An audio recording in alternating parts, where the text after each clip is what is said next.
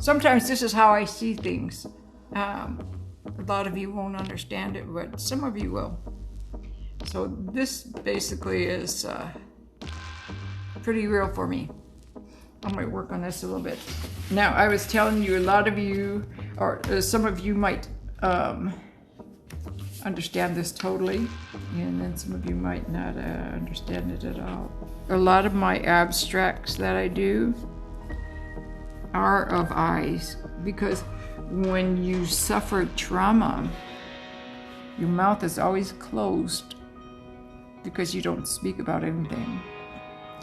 But you have several different facets of your mind that are always watching to see different things. Like when you disassociate and you're above everything and you're watching, you see everything.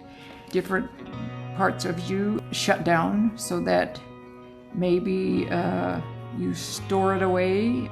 You store it away to where someday, maybe if you feel safe enough, you will let somebody know, you'll talk about it. This is what a lot of my drawings are, and that's what they mean to me, because like I said, during your abuse, you're never able to talk during that time. You're either beat into submission, told not to tell, threatened, so you don't talk. You have different smells and odors that you pick up on. Anybody that's been through trauma will understand and know this, because you can be anywhere, I don't care where it is. And you can, once you walk by something that you catch a smell of something and it'll trigger you like this. You'll think about different things that has happened to you. So that is why a lot of my abstracts I have like this. That is what they mean. And hopefully I can get this finished and get it out there. With this around here on the side, it's fragments of yourself. That's what it means to me anyway, because you seem like once one ordeal passes, it's like you're fragmented. You're never the same. So you just fragment out into these different areas or into different situations, and you learn to cope. You come up with coping skills like you would not believe.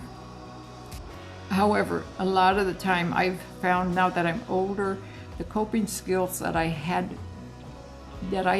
used kind of didn't work for me as I was getting in my latter 30s, early 40s. And then, of course, I got to a point where they didn't work at all, and I became addicted a couple times. Once I put myself into rehab by myself because I thought, this is not healthy. Of course, and it wasn't. I had children that were 2 and 3 years of age, and I knew it wasn't healthy for them.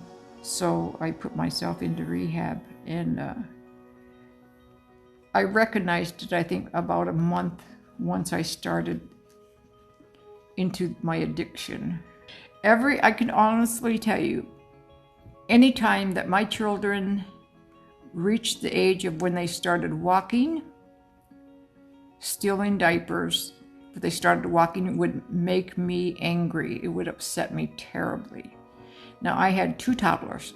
They were 14 months apart. That was overload, I think.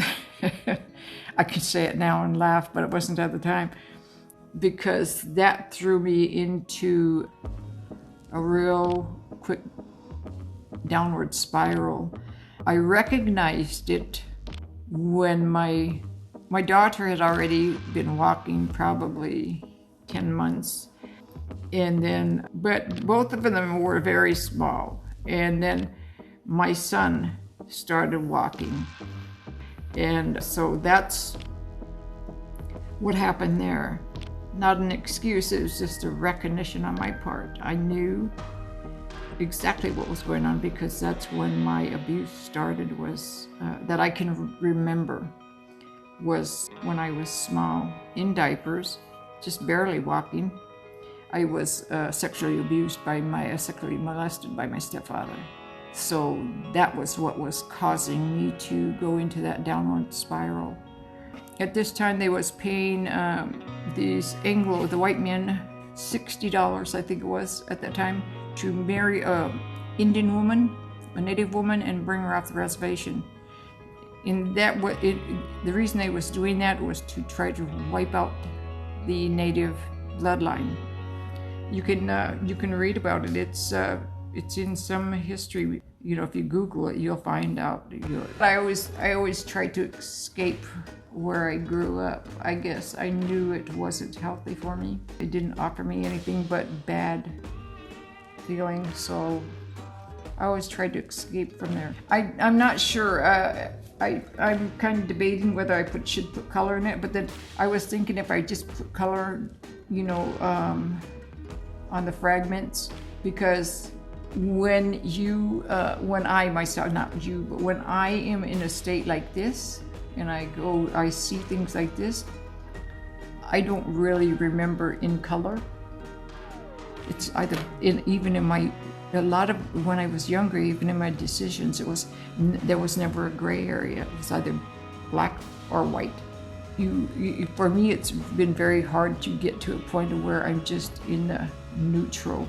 You know, I'm still changing. I feel like sometimes I'm still evolving as a person, because it's been a very long time. I thank you for, you know, your recognition, and I feel that, I don't know, I don't really know how to, but you know, I'm glad I'm here. I know that. I'm glad I'm here. Some children have it worse. Not to minimize what I went through, but some children have had it worse. I don't want to live in sadness. They did that to me as a child. They put me in a real sad situation. I don't want to be in that sad situation. I want to share with what I went through, but I'm able to stand up for a lot of people because I've seen a lot of children, not only myself, but a lot of children. I've seen what was done to them. Yeah, I had a rough time, but it's getting better when I'm able to talk about it and recognize the different things, and I have answers, some answers to why I'm feeling what I'm feeling. I'm giving myself recognition to really look at it and acknowledge, I guess, the pain and everything that I went through. Something positive's got to come out of it. I think I got a good support system. And, you know, when I feel like things are going wrong or whatever, I feel like, you know, things are not working or I've outgrown something or something, then I try to figure out ways to move through to something different, because, like I said, you're always evolving into something else. I don't have good days every single day, but I try to make the most of it.